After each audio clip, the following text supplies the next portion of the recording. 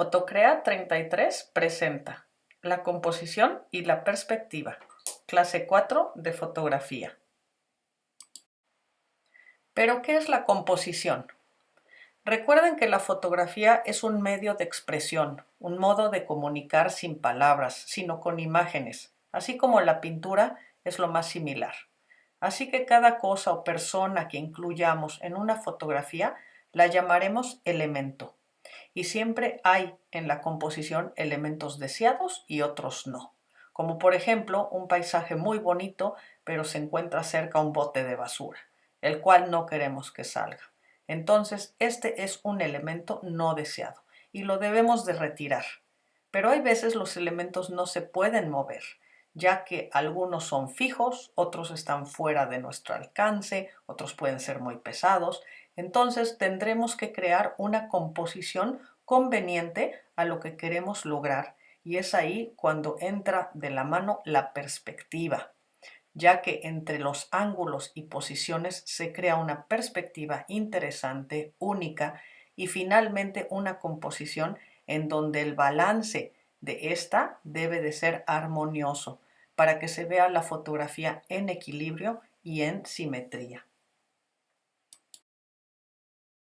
La composición y la perspectiva ayudan a que el ojo del espectador analice y observe tu fotografía en la dirección que tú le indiques, y así vea primero lo más relevante que quisiste destacar.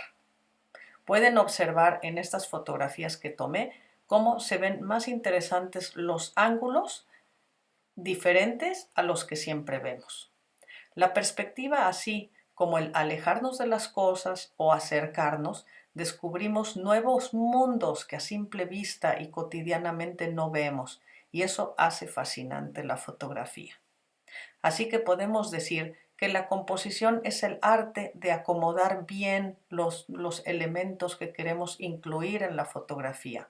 Aunque uno sea libre de componer como quiera y transmitir sentimientos e ideas por medio de las fotografías, hay algunas reglas, entre ellas la llamada regla de tercios o el espiral de oro o el espiral dorado, que lo hacen es guiar el ojo del espectador a nuestro interés principal dentro de nuestra fotografía y de esa manera resaltarlo.